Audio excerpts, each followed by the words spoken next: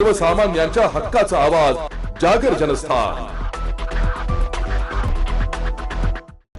नाशिकच्या सिडको परिसरात असलेल्या उत्तम नगर येथील भगवती चौकात महिलेच्या गळ्यातील सोन्याची पोत खेचून पसार झालेल्या तिघा भामट्यांनी अवघ्या 20 मिनिटात पाथर्डी फाटा येथे पुन्हा एका महिलेच्या गळ्यातील सोन्याची पोत खेचून पोबारा केला आहे। कल्पना वसंत खैरनार असे चैन खेचून नेलेल्या महिलेचे नाव आहे।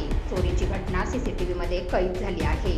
कल्पना खैरनार सायंकाळी 6:15 वाजेच्या सुमारास भगवती चौकातील अमोल अलर्स समोर त्यांच्या मैत्रिणीसोबत गप्पा मारत थांबलेल्या होत्या। त्यावेळी काळ्या रंगाच्या पल्सर दुचाकीवरून तिघे संशयित आले व यातील एकाने त्यांच्या गळ्यातील 45,000 रुपये किमतीची 15 ग्रॅम वजनाची सोन्याची पोत बळजबरीने खेचून विजयनगरच्या दिशेने पोबारा केला। या प्रकरणी अंबड पोलिसात गुन्हा दाखल केला असून पुढील तपास अंबड पोलीस करीत आहे। तुमचं नाव काय? कल्पना वसंत खैरनार। बरं, काय प्रकार घडला?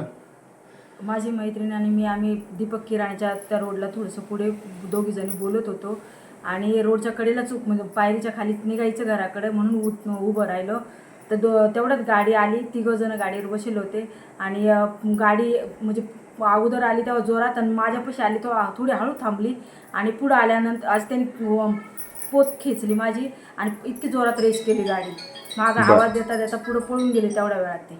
बरं, किती तोड्याची पोत होती तुमची? माझी 15 ग्रॅमची नुसती साखळीच होती, मंगळसूत्रे, चैन, तार, मणी वेगळे होते। बरं, तो 17-18 ग्रॅमची पोत होती माझी। बरं।